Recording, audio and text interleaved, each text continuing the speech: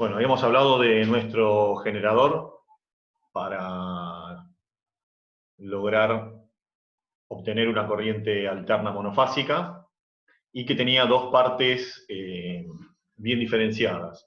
Una que llamábamos rotor, que giraba a una velocidad omega, velocidad angular omega perfectamente constante, y como en realidad esto era un electroimán alimentado por corriente continua, el flujo que genera ese campo magnético tiene un valor constante también, que designamos con la letra Φmax mayúscula. Acá está, Φmax mayúscula, y gira a una velocidad perfectamente constante. Después teníamos, esa es la parte que llamamos rotor, ¿sí? También llamado inductor. Siempre en las máquinas eléctricas, la parte que tiene el campo magnético, que genera el campo magnético, es lo que llamamos inductor, ¿sí? La otra parte es la parte fija, que es el estator, de ahí viene la palabra estator, ¿no? Que está quieto, que es este otro núcleo que vemos en forma de anillo con estos salientes, donde tenemos desarrollados los conductores, ¿sí?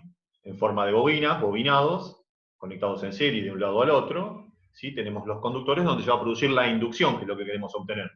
La inducción de una FEM alterna para alimentar nuestros circuitos de corriente alterna. ¿Qué características tenía ese bobinado? Que estaba compuesto por una cierta cantidad de espiras, que en total llamamos con la letra N, la cantidad de vueltas o espiras. Ese es un dato fundamental para obtener después la FEM inducida, ¿no? La cantidad de espiras. Y que, como el rotor está girando, por más que en el rotor el flujo sea constante y valga Φmax, combinando, ¿sí?, ese flujo máximo y la rotación que tiene ese rotor, ¿sí?, el flujo que le va a llegar al estator lo da la fórmula 1,1. Esta es el flujo, Φ minúscula es esta, la letra griega Φ minúscula, esta es la mayúscula. Φ minúscula, la que le llega a los bobinados del estator, ¿sí?, va a depender de ese valor máximo multiplicado por el coseno de tita. Tita es el ángulo que va tomando el rotor a partir de una posición horizontal, ¿sí? Por lo tanto, el valor que va a tomar este flujo que va a recibir, ¿sí?, las bobinas del estator, va a ser máximo para esa posición. Porque en esa posición del rotor el coseno el ángulo que sería 0, coseno de 0 es 1. Entonces el flujo que reciben las bobinas ahí es el máximo. Cuando gire 90 grados, que el norte se encuentre abajo y el sur arriba, el coseno de 90 es 0. Por lo tanto, ahí no recibirá nada. O sea que desde el máximo va a ir decreciendo hasta 0. Y después, de los 90 hasta los 180, va a ir creciendo de vuelta el valor del coseno. Ahí crece, pero ya en forma negativa. Crece desde 0 hasta menos 1. Entonces, al girar 180 grados, que el norte se encuentre del otro lado, ¿sí?, el flujo que recibe el estator va a ser el máximo, pero negativo, porque va a ser coseno de 180, que es menos 1, que lo multiplico por el Φmax, y me da menos 180. Y cuando dé una vuelta completa, ¿sí?, habremos cumplido lo que llamamos un ciclo, ¿sí?, de flujo completo. Todos los valores que puede tomar este flujo Φ. O sea que este que tenemos en la fórmula es constante, que es el Φmax. Acuérdense que usamos en general en la electrotecnia letras mayúsculas para indicar valores que no cambian con el tiempo.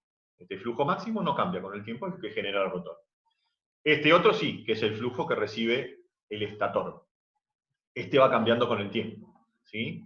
El tiempo está metido acá en tita, porque nosotros podemos expresar, ¿sí?, al ángulo, como hacemos en mecánica, con la velocidad angular y el tiempo. O sea que, como la velocidad angular va a ser constante acá, ¿sí?, porque es rigurosamente constante la velocidad con que gira el rotor, en realidad este tita va a depender del tiempo. La variable independiente acá sería el tiempo. Tita, pero a través del tiempo. Y también podemos escribir a omega como 2pi por f. Cuando necesitemos calcular omega, lo que llamamos la velocidad de giro del rotor, que asociado a la corriente que obtenemos lo vamos a llamar pulsación. Esa velocidad angular o pulsación la calculamos como hacemos en mecánica, pero con la frecuencia f en Hz. A partir de la frecuencia, pero en Hz. En mecánica usamos habitualmente el RPM. Por eso acá ponemos n sobre 60, que es lo mismo que poner f sola, para que nos den los radianes por segundo, ya que el Hz es revolución por segundo o vuelta por segundo. Acá sería revolución por segundo, ¿sí? Y cuando esa es la frecuencia con que gira el rotor, ¿sí? La frecuencia mecánica, podríamos decir, pero si la asociamos a la frecuencia eléctrica, también se habla de la frecuencia de la corriente eléctrica, ahí los llamamos ciclos por segundo. Pero ya sea ciclo por segundo, revolución por segundo, ¿sí? Eso, o veces que se repite algo por segundo, eso es el Hertz en el sistema internacional. Bueno, ¿para qué queríamos obtener este flujo? Porque por la ley de inducción que planteó Faraday, un conductor, que se vienen acá los bobinados, que se ve sometido a un campo magnético variable, a un flujo variable, en él se va a inducir una FEM. Entre los extremos de este bobinado, que serían estos puntos que ponemos acá, los extremos del bobinado, el inicio y el final de la fase, digamos, vamos a tener una FEM como la que podemos tener en una pila, en el sentido que aparece, debido a la FEM, una diferencia de potencial. Nada más que seguramente acá, como lo estamos diciendo como con el título, no va a ser alterna, no va a ser continua como en una pila.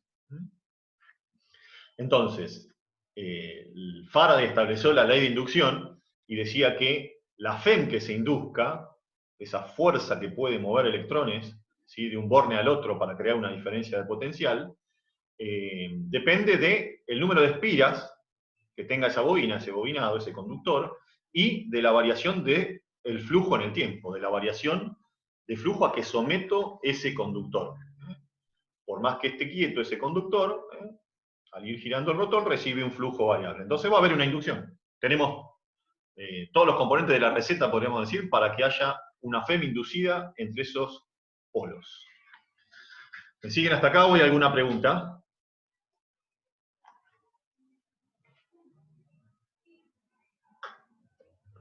Era simplemente un repaso de lo que vimos el lunes pasado. Y que tenían que leer y repasar del apunte que les pasé para hoy. ¿No hay preguntas? ¿Están ahí?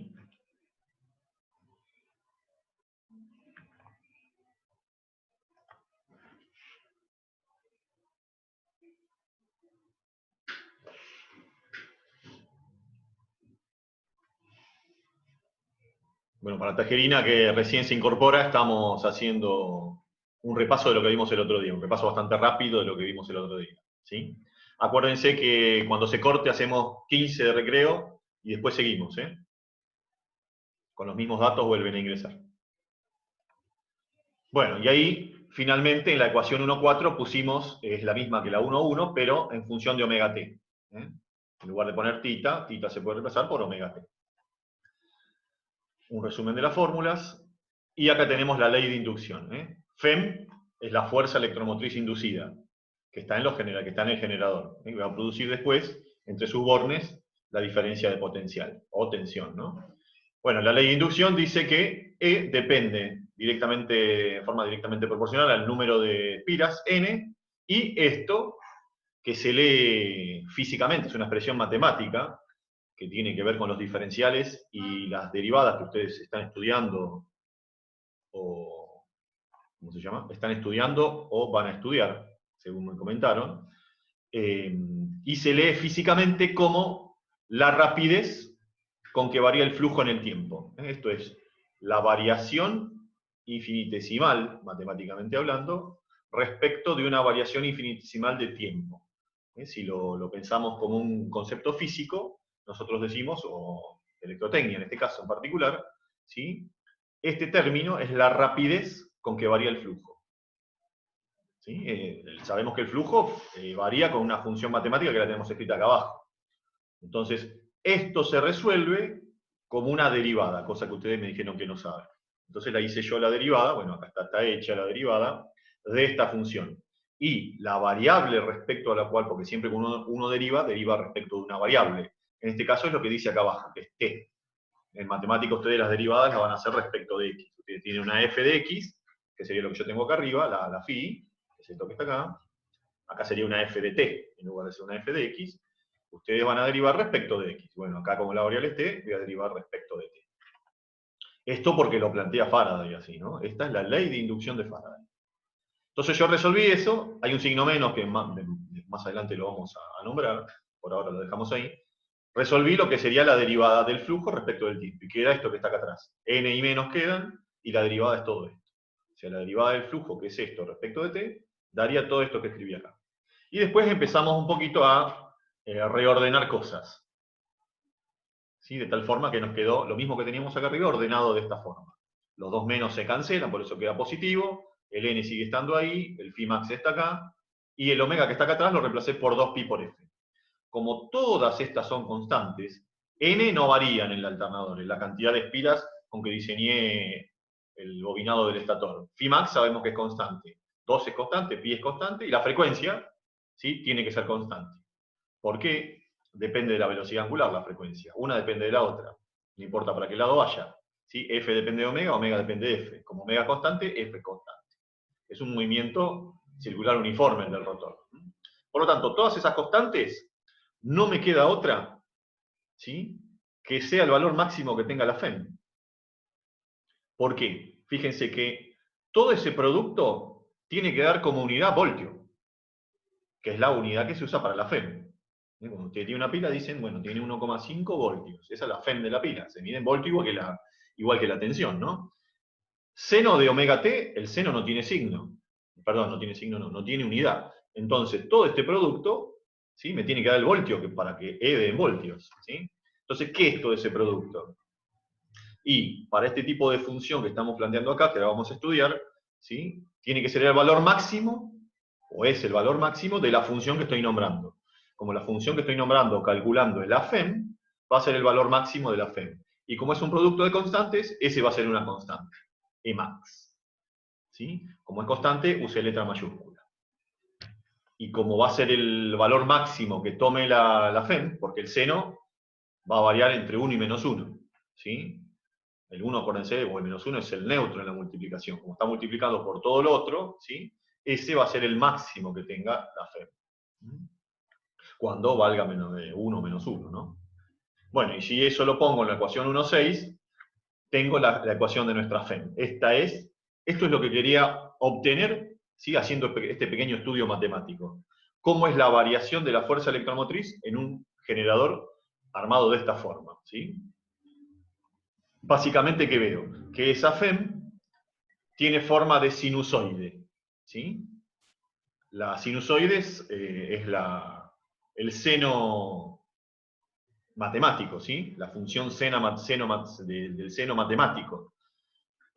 Nada más que la sinusoide puede tener como valor máximo o mínimo un valor distinto de 1 o menos 1. El seno matemático, la función seno matemático, sabemos que va entre 1 y menos 1, pero las senoides, o sinusoides, la vamos a llamar nosotros, también se denominan senoides, son funciones que siguen la forma del seno, pero amplificadas por un valor. Bueno, este valor es lo que lo va a amplificar. Por ejemplo, acá podría decir, no sé, 120 voltios por el seno de omega t. ¿Sí? Eso significa que el valor máximo que va a tener esa sinusoide es 120, no es 1 menos 1. Bueno, entonces, así es la FEM que yo voy a obtener o sea, que va a tener este generador. La FEM que se va a inducir. Ahora, esa FEM, acá dice el resumen de esa fórmula que es la 1,8, esa FEM va a generar entre los bornes donde yo tenga conectada mi carga, mi circuito, al cual quiero alimentar, una tensión. Si tengo, vamos al caso de corriente continua, una pila de 1,5 voltios, eso significa que la FEM de la pila es 1,5 voltios. ¿Sí? Y si a esa pila conecto un circuito, entre un cable y otro del circuito que yo conecto, voy a tener una diferencia de potencial o tensión que es 1,5 voltios. Acá pasa lo mismo. Si entre esos bornes yo tengo una FEM dada por esta ecuación, voy a tener exactamente igual una tensión del mismo valor en cada instante. Fíjense que usamos minúsculas. Esta U, esta E son minúsculas, la phi también. ¿Por qué? Porque dependen del tiempo. Acá el tiempo es una variable independiente. ¿Sí? A medida que pasa el tiempo van cambiando estos valores, los de U minúscula, lo mismo que los de E. El que se mantiene constante es el máximo, este valor máximo en la ecuación. Y omega para nosotros. Ahora, ¿qué sucede? Si, por ejemplo, esa carga fuera una resistencia, decíamos el otro día, podemos aplicar la ley de Ohm, así como la aplicábamos para corriente continua con mayúsculas. Bueno, acá la aplicamos con minúsculas. Esta que está escrita acá es la fórmula que surge de la ley de Ohm, ¿no? Ohm decía que la corriente que circule por el circuito, por nuestra carga en este caso, es directamente proporcional a la tensión. Pero como nuestra tensión ahora es alterna con esta fórmula, como la 1,9, la puse minúscula. ¿Sí? Por lo tanto, la corriente que voy a obtener también va a ser alterna. ¿Sí? Porque si esta depende del tiempo, la tensión, a medida que la tensión crezca, según la ley de Ohm, la corriente va a ir creciendo. O sea que ya de movida vemos que va a ser una corriente variable en el tiempo, la corriente alterna, la intensidad de corriente alterna. Y como dice la ley de Ohm, inversamente proporcional a la resistencia. Vamos a pensar en una resistencia que no varía con el tiempo, una resistencia fija. ¿Sí? Entonces, R va a ser mayúscula. Si reemplazo acá U por la función que tenemos acá arriba, ¿sí? Y asocio ahí como tengo Umax por el seno, el dividido R lo puedo poner en todo o lo puedo poner solamente en Umax. De vuelta, ¿sí? ¿Qué les parece que Umax sobre R va a dar? Y bueno, va a dar la corriente máxima. El valor máximo que tenga la tensión, por ley de Ohm, dividido el valor de la resistencia que fija, me va a dar la corriente máxima. Entonces, finalmente nos queda nuestra corriente alterna, la que llamamos habitualmente corriente alterna, que es la intensidad de corriente alterna en realidad. ¿Sí? Es ese valor máximo por el seno de omega t. Siendo Imax el valor máximo de esa corriente. ¿Cómo se ve gráficamente esto? Había un error en el dibujo del otro día, después lo descubrí, ahora ya lo arreglé. Es que, si se fijan en el video del otro día, creo que en el apunte está, ya lo arreglé, les tengo que pasar el apunte modificado. Copié estos valores acá arriba y le puse positivo nada más. Y Imax lo dice acá arriba. Este Imax, como copié así como venía para arriba, ¿sí? En el AutoCAD, este Imax quedó acá, el Umax quedó bien ahí, pero acá abajo quedó Ifimax, estaban al revés. Si este es el valor máximo negativo del flujo, el más grande acá va a ser el positivo del flujo, ¿no? Y acá tenemos gráficamente cómo quedan estas funciones alternas. Tenemos el flujo por un lado, la tensión dibujé y la corriente. Fíjense que la del flujo, la 1,4, representada gráficamente es como el coseno. Así se representa el coseno. Cuando el ángulo es 0, el coseno es el máximo. El coseno es 1. El coseno de 0 es 1. Por phi max va a dar phi max, cuando el ángulo es 0. Por eso acá arrancamos con el valor máximo del flujo. En cambio, para U y para I, tenemos el seno de 0. Omega t, fíjense que omega t es el ángulo que tengo acá. ¿Sí? El seno de 0 va a ser 0 para ambas. Por lo tanto, el valor inicial de la tensión y la corriente en este caso va a ser 0. Por eso arrancan ahí. Si ustedes miraran la mitad, si ustedes miraran solamente a partir de acá, ¿sí? A partir de este punto, la función coseno, ¿sí? Y trasladan todo el resto hasta que coincida ahí, van a ver que se parece a un seno. Tanto la función seno como la función coseno son senoidales. Son funciones senoidales. Son semejantes, gráficamente son semejantes, nada más que están corridas, 90 grados. Si yo corriera todo esto para atrás, ¿sí? Hasta acá. Todo esto que tengo para atrás, o el seno para atrás, fíjense, más fácil verlo con el seno. Si yo le saco al seno toda esta parte, hasta los 90 grados, ¿sí? Y corro todo eso para allá, voy a ver el coseno. Fíjense, si arrancaría acá el seno, arranca como si fuera un coseno. Son funciones semejantes, por eso, para definir la tensión y la corriente, ven que dice senos acá, también se puede usar coseno, ¿sí? Pero nosotros, para poder ponernos de acuerdo siempre y que hablemos, como digamos, del mismo idioma, vamos a usar seno siempre. En otro video les voy a enseñar cómo dibujar fácilmente esto, porque les voy a pedir, ¿sí? Hay que saber dibujar esta senoide, pero hay que hacerlo rápido, prolijo y rápido, con 3 o 4 valores, dibujar esas senoides. Bueno, hasta acá habíamos llegado a la clase pasada. ¿Alguna pregunta?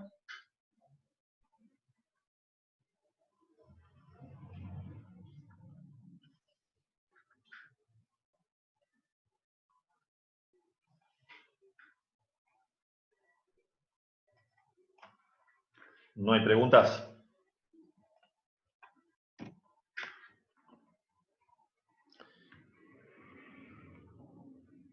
Bueno, a partir de ahora nos vamos a olvidar del flujo, sepamos que está presente ahí, tal vez lo nombremos en algún momento, pero lo que nos va a interesar a nosotros son las tensiones y las corrientes, ¿no?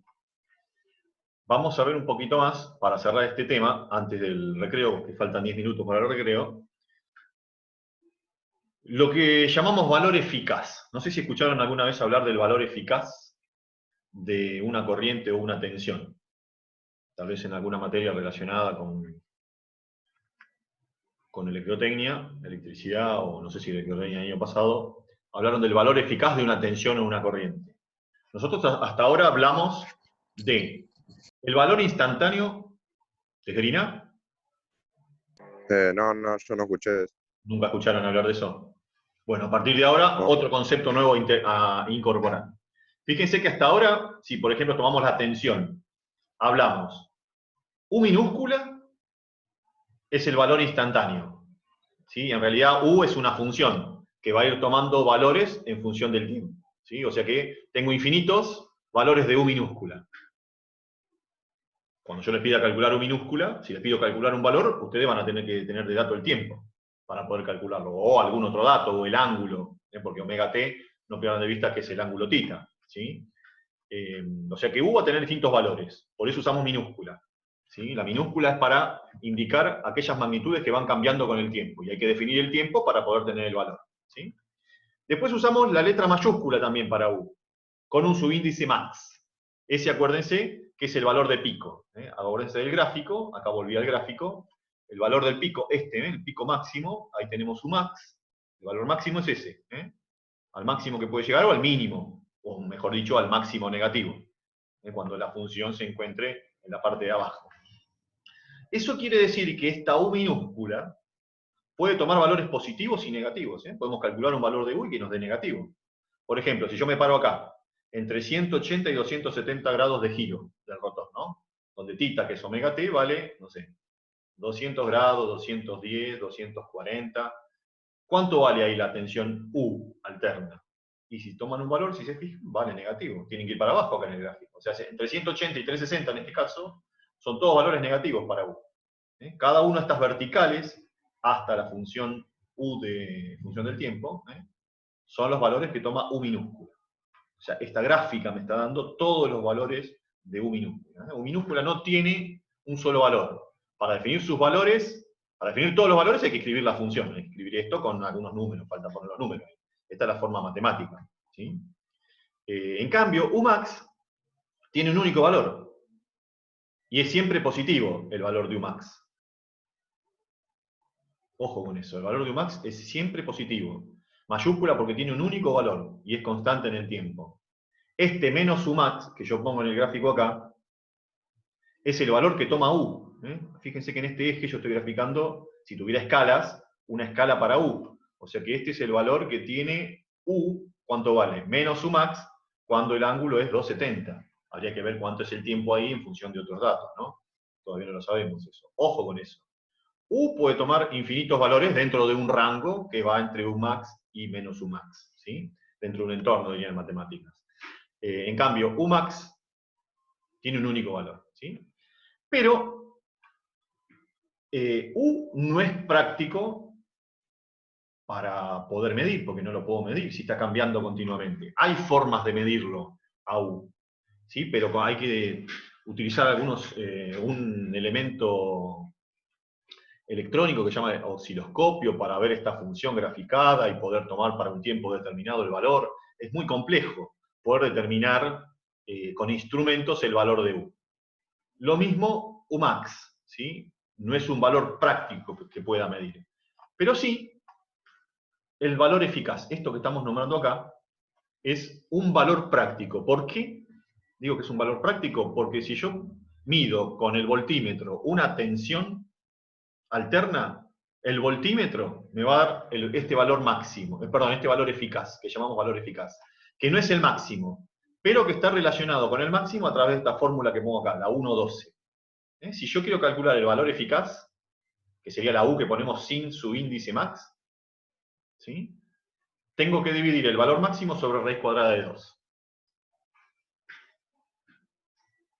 O sea que el valor eficaz de una tensión, también lo puedo hacer para una corriente, es un valor práctico, que me va a servir en la práctica, y es a donde vamos a apuntar más adelante, a usar cosas en los circuitos que sean prácticas de usar. Pero sin perder de vista, ¿sí? Nosotros vamos a usar esta U, que es práctica, pero sin perder de vista que la realidad es esta. Si ustedes en su casa pudieran medir la tensión que tienen en un toma, ¿sí? No tiene 220 voltios. La tensión va cambiando, ¿sí? De un valor máximo a un valor mínimo, negativo, máximo negativo, que no es 220, ¿sí? Que lo daría esta fórmula. Si todo estuviera bien y todo funcionara bien, ¿sí? Toda la red eléctrica estuviera bien hecha como corresponde, la tensión que tendríamos en el toma varía como la fórmula 1,9, no es 220 constante. Lo que es 220 constante es su valor eficaz, que es el valor máximo que tomó la tensión en tu casa dividido raíz cuadrada de 2. Si hicieras eso, te da 220. Esto sería 220. El valor práctico. ¿Cómo se llama? Valor eficaz. ¿Por qué le digo valor práctico? Porque es fácil medir con un voltímetro o un multímetro, ¿no? Un tester, en cualquier circuito de corriente alterna. Por eso es obvio que es práctico este valor. Entonces, esta es la tercera forma de expresar la tensión, a través de su valor eficaz. El valor eficaz es un valor único, un valor práctico, ¿sí? No es ninguno de los valores que tomó nuestra tensión. En realidad, en algún momento va a coincidir con ese valor, pero conceptualmente es algo diferente. Matemáticamente, es el promedio cuadrático, se llama. Así se calcula, ¿no? O sea, yo podría calcular el valor eficaz o valor promedio cuadrático de cualquier función. Hay formas de sacarlo matemáticamente, no nos vamos a meter con eso y no lo van a ver tampoco acá, tal vez lo vean en la facultad, ¿sí? En matemática en la facultad. Pero hay una fórmula con la cual se llega a esto que tenemos acá abajo. O sea, desde esta función 1,9, haciéndole a esa el promedio cuadrático, se llega a estas fórmulas. Si lo hago a la 1,9, llego a esta que está a la derecha, y si lo hago a la 1,11, a la que está a la izquierda. Pero es fácil. El valor eficaz de la corriente es lo mismo, es el máximo sobre raíz cuadrada de 2. Y el valor eficaz de la tensión, el máximo dividido raíz cuadrada de 2. ¿Estamos hasta ahí? Bueno, Sí. ténganlas presentes porque las vamos a usar, estas formulitas, las vamos a usar bastante. ¿Sí? Continuamente las vamos a tener que usar, porque en algún momento vamos a tener valores eficaces y vamos a tener que armar la función, entonces con el eficaz también puedo sacar el máximo. Pero las formulitas es fácil de acordarse y siempre meten la pata. Y yo siempre les aclaro cómo tienen que hacer para acordarse. Raíz cuadrada de 2 es un número mayor a 1. Entonces, lo que se olvidan ustedes es, para sacar el eficaz, ¿tengo que dividir el máximo por la raíz cuadrada de 2 o lo tengo que multiplicar? Porque la escriben al revés a veces. Ponen un max igual a u sobre raíz cuadrada de 2 y eso está mal. Como raíz cuadrada de 2 es un número mayor a 1, ¿sí? Cuando dividen, el resultado le va a dar menor al número que pusieron arriba cuando dividen. ¿Sí? Y acuérdense que siempre el valor eficaz es un valor más chico que el valor máximo. El valor eficaz, que es U solo, sin su índice max, siempre es más chico que el máximo, porque están dividiéndolo al máximo por raíz cuadrada de 2. Entonces, cuando calculen el valor eficaz o el máximo, ¿sí? Si calculan el valor eficaz, fíjense que le haya dado más chico que el máximo.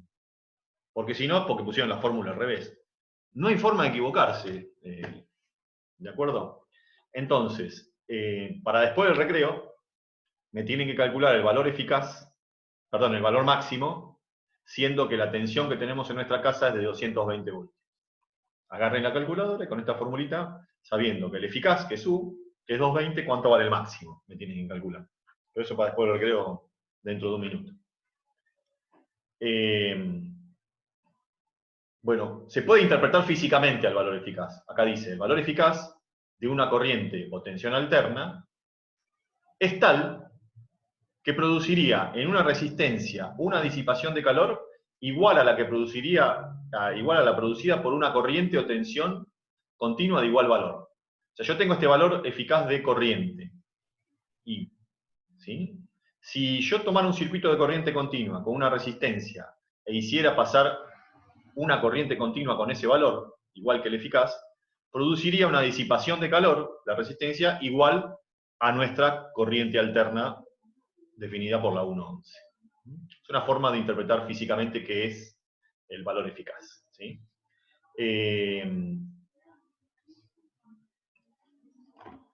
También el valor eficaz se llama RMS, también lo pueden ver en algún texto como RMS, de las palabras en inglés de valor eficaz. ¿Sí? Rod